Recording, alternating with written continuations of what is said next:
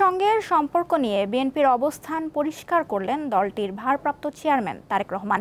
BBC বাংলাকে দেওয়া সাক্ষাৎকারে তিনি ফেলানী হত্যাকাণ্ড ও পানির ন্যায্য হিস্যার উদাহরণ তুলে জানান, বাংলাদেশের মানুষের ওপর আঘাত এলে অবশ্যই তা মেনে নেওয়া হবে না। জুলাই সনদ ইস্যুতে তারেক রহমান বলেন, সংসদকে বাদ দিয়ে কিছু করা যদি রেওয়াজে পরিণত হয় তবে ভবিষ্যতের জন্য এটি খারাপ দৃষ্টান্ত হয়ে থাকবে। দীর্ঘ সময় গণমাধ্যম থেকে দূরে থাকা তারেক রহমানের সাক্ষাৎকারের দ্বিতীয় পর্ব মঙ্গলবার প্রকাশ করেছে আন্তর্জাতিক সংবাদ মাধ্যম বিবিসি বাংলা, যেখানে এবার উঠে এসেছে অন্তর্বর্তী সরকারের সঙ্গে সম্পর্ক, জুলাই সনদ, বিএনপির ভবিষ্যৎ রাজনীতি, ১/১১ সরকারের মূল্যায়ন ও ভারতের সঙ্গে বিএনপির সম্পর্ক ইস্যু। এই কাজটির সৌন্দর্য বা তারেক রহমান বলেন, তার দল চায় বর্তমান অন্তর্বর্তী সরকার সফল হোক। তিনি আশা প্রকাশ করেন, ডক্টর ইউনূসের নেতৃত্বাধীন সরকার তাদের উপর অর্পিত দায়িত্ব সঠিকভাবে পালন করবে এবং দেশের জন্য একটি সুষ্ঠু, স্বাধীন ও নিরপেক্ষ নির্বাচন আয়োজন করতে সক্ষম হবে। যেই সংস্কারগুলো না করলেই নয়, এরকম সংস্কার সহ একটি স্বাভাবিক, সুষ্ঠু, স্বাধীন নির্বাচন অনুষ্ঠিত করাই হচ্ছে বর্তমান সরকারের মূল লক্ষ্য। আমরা আশা রাখি, প্রত্যাশা করি যে ওনারা করবেন কাজটি সুন্দরভাবে। স্বাভাবিকভাবে এই কাজটির সৌন্দর্য বা কতটুকু ভালো মন্দভাবে করতে পারছেন তার উপরেই মনে হয় সম্পর্কের উষ্ণতা বা শীতলতা, যেটাই বলেন, সেটা নির্ভর করবে। বিএনপির রাজনীতির পরিবর্তন ও ভবিষ্যৎ নিয়েও কথা বলেন তিনি। যেহেতু আমি একজন রাজনৈতিক কর্মী, হয়তো আমার একটি সুযোগ আছে ভালো কিছু করার জন্য দেশের। যদি আমি ইনশাল্লাহ সেই সুযোগটি পাই, তাহলে সেই সুযোগটিকে যতটুকু সম্ভব দেশের মানুষের জন্য বা দেশের জন্য কিছু করার, এভাবেই বিষয়টিকে আমি বিবেচনা করি। বিএনপির মূলনীতি একটাই, সবার আগে বাংলাদেশ। কূটনীতির ক্ষেত্রে বিএনপির নীতি সবার আগে বাংলাদেশ, আমার জনগণ, আমার দেশ, আমার সার্বভৌমত্ব। এটিকে অক্ষুণ্ণ রেখে, এটি স্বার্থ বিবেচনা করে, এটি স্বার্থকে অটুট রেখে বাকি সবকিছু। ভারতের সঙ্গে সম্পর্কের ক্ষেত্রে বিএনপির নীতি কেমন হবে সেটিও জানতে চাওয়া হয় দলটির অন্যতম শীর্ষ এ নেতার কাছে। অবশ্যই আমি আমার পানির হিস্সা চাই। অবশ্যই আমি দেখতে চাই না যে আরেক ফেলানি ঝুলে আছে।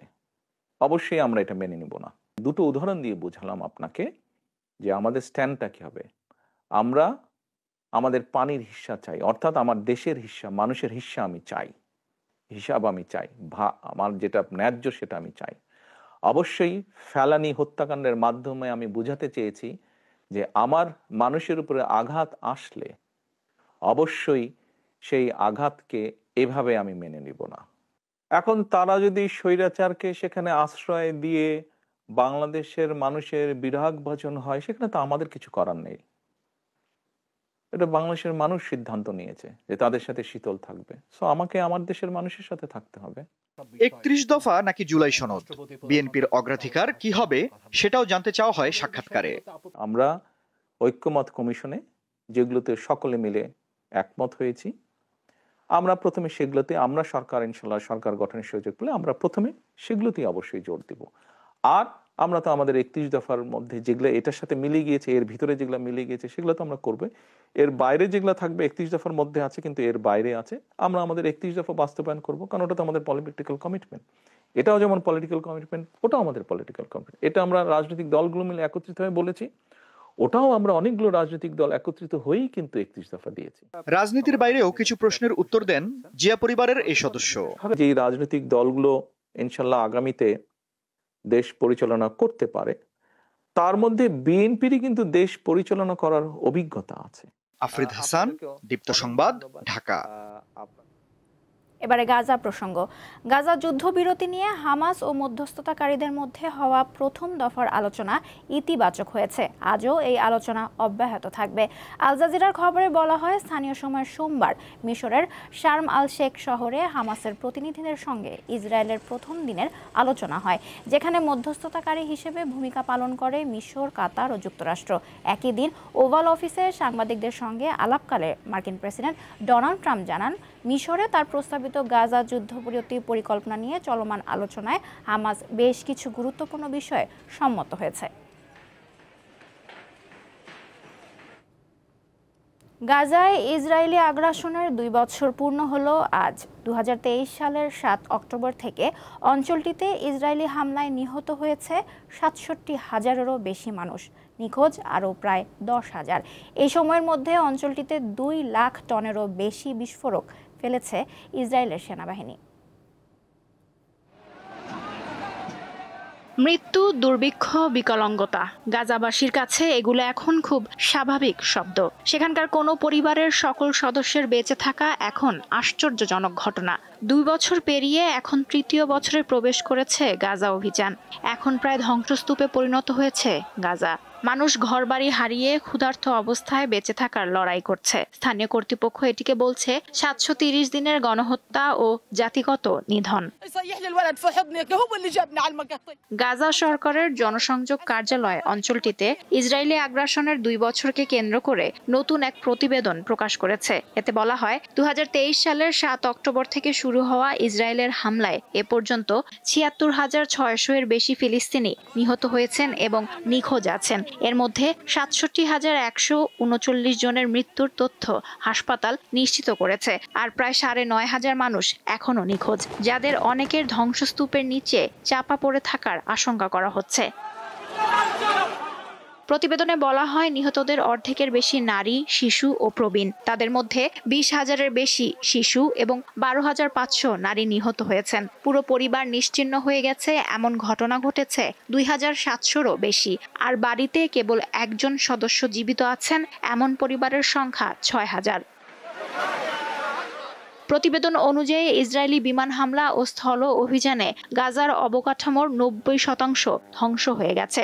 গাজার জমির 80%-এর বেশি দখল করে নিয়েছে ইসরায়েলি বাহিনী। 2 বছরের মধ্যে 20 লাখেরও বেশি মানুষ জোরপূর্বক বাস্তুচ্যুত হয়েছেন। একাধিকবার জায়গা বদল করতে বাধ্য হয়েছেন অনেকেই।